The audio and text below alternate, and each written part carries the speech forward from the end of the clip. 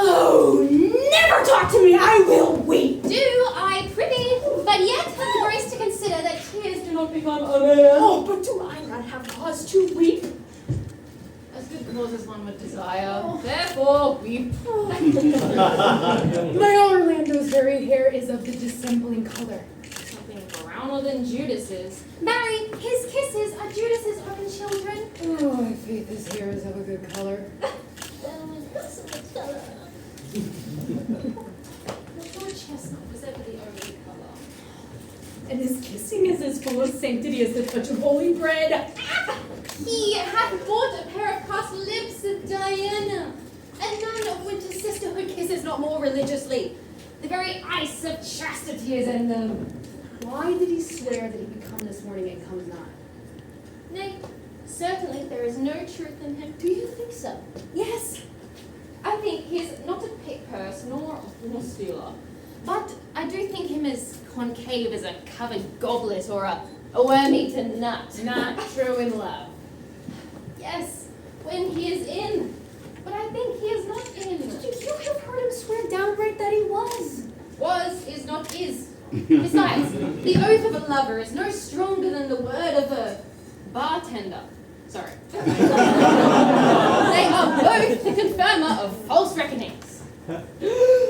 He attends here in the forest on the Duke, your father. Oh, I met the Duke yesterday and had much word with him. He asked me what parentage I was. I told him, of as good as he. Oh, so he laughed and let me go.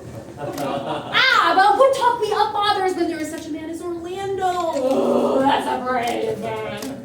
He writes brave verses, speaks brave words, swears brave oaths, and breaks them bravely. Quite traverse. Athwart the heart of his lover is a puny tilter that spurs his horse on one side and breaks his staff like a noble goose. But all's brave that youth mounts and folly guides. Phoebe! I love you!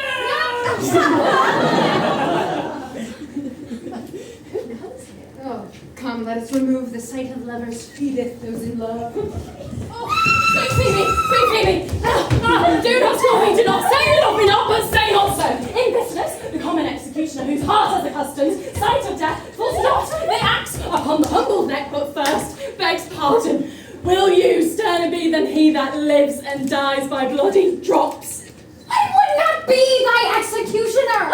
I fly thee, for I would not injure thee. Thou tellst me there is murder in mine eyes. 'Tis pretty sure and very probable that eyes that are the frailest and softest things, who shut their tower gates on enemies, should be called tyrants, butchers, murderers. Now I do frown on thee with all mine heart, and if mine eyes can wound, now let them kill thee. Now counterfeit to swoon, why now fall down, or if thou canst not, for shame, lie not, to say mine eyes are murderers. Now, show the wound mine eye hath made in thee. Scratch thee but with a pin, and there remains some scar of it. Lean upon a rush, the cicatrice and capable in pressure thy palm some moment keeps. But now, mine eyes, which I have darted at thee, hurt thee not. Nor, I am sure, there is no force in eyes that can do hurt. If ever, as that ever may be near, you fall in some fresh cheek the power of fancy, then you shall know the wounds invisible that love's keen arrows make. Until that time, come now, and when that time comes, afflict me with thy loss. Pity me not, as till that time I shall not pity thee. And why? I pray you. Who might be your mother that you exalt, and all at once over the wretched? What though you have no beauty? As by my faith I see no more in you than without candle may go dark to bed. Must you be therefore proud and pitiless? Why? What means this? Why do you look on me? I see no more in you than in the ordinary of nature's cell work. Odds my little life, I think she means to tangle my eyes too. Now, faith, proud mistress, hope not after it. 'Tis not your inky brows, your black silk hair, nor your bugle eyeballs that can instill my spirit your worship. Shepherd, wherefore do you follow follow her like foggy south puffing the rain. You are 1,000 times a properer man than she a woman. To such fools as you, the mix of old favorite. 'Tis not her glass, but you that flatters her. And out of you, she sees herself more proper than any of her lady and show her. And mistress, know yourself. Down on your knees and thank God. I must tell you. Sell when you can. You are not for all market. Mercy, love, and take his offer. Foul and most foul being foul to a suffer. So, take her to the shepherd. Fare you well. Dearest you, I pray you chide a year together. I had rather hear you chide than this man woo. He's fallen in love with her foulness. And she will fall in love with my anger. If that be so, as fast as she answers thee with frowning looks, I will suss her with bitter words. Why don't you say that? For no ill I bear you. Why can you Do not fall in love with me, for I am falser than thou's made in mine. Besides, I like you not. Is that the fuck that all is here, hard boy?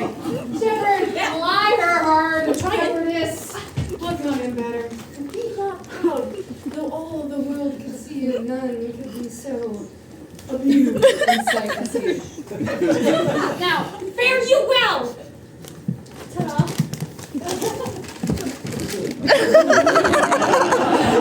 Dearest shepherd, now I know thy saw of might. Whoever loved that loved not at first sight. Sweet Phoebe! Chase thou, Sylvia! Sweet Phoebe! Kissing me! Kissing me! I do pity thee, gentle Sylvia. You do. And wherever sorrow is, relief would be. And then by giving grief, your sorrow and my grief would both be external. Thou hast my love. Is not that neighborly? I would have you. Why, that were covetousness. Sylvia's.